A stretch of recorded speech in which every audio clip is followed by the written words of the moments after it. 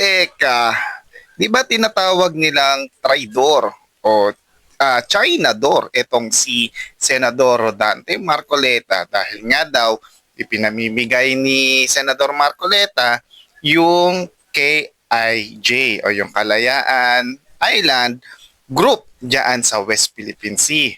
Pero ito, sa panonoorin nating video, grabe, magugulat kayo.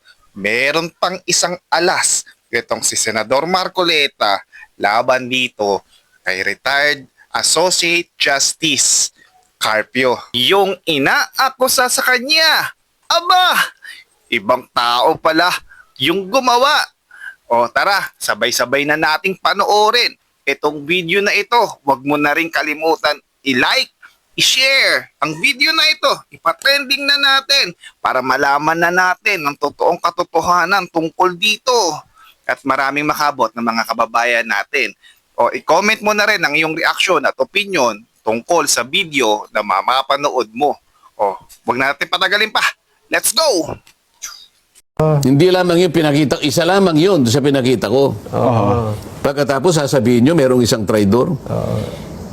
Tapos kayo ang sasabihin, hindi nagsasalitang hindi teritoryo ng Pilipinas ang KIG. Pagkatapos sa akin yung sasabihin, Parang ipinamimigay niyo raw ang KIG. pagkatapos hahamunin pa ako sa sinabi kong, whether or not the KIG is part, kayo nga ang nauna iniwalay nga ninyo Pero ano pang original version? Alam mo, kaya hindi ko muna nilabas yan. Ayaw kung kahit papano, siyempre yung gobyerno nagkamali siguro, bakit gano'n? Oo nga Pero po. napilitan na rin ako paano, sa akin ipinupukol ang pagkakamali na sila ang gumawa. Pagkatas pagtatakpan nila yung kanilang pagkakamali. Huwag kang mag-alala, Justice Carpio.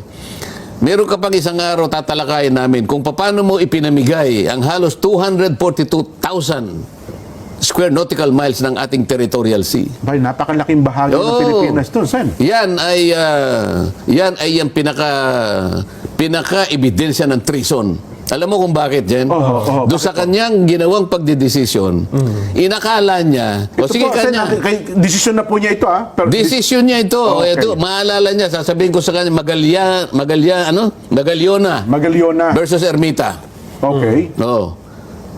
Pumayag siya sa argumento ng gobyerno na paliitin na lang natin ang territorial sea sapagkat makakakuha ng tayo ng ganansya sa ating exclusive economic zone. Lumaki nga, sa palagay niya, ang exclusive economic zone, ipinamigay niya yung 242,000 square nautical miles.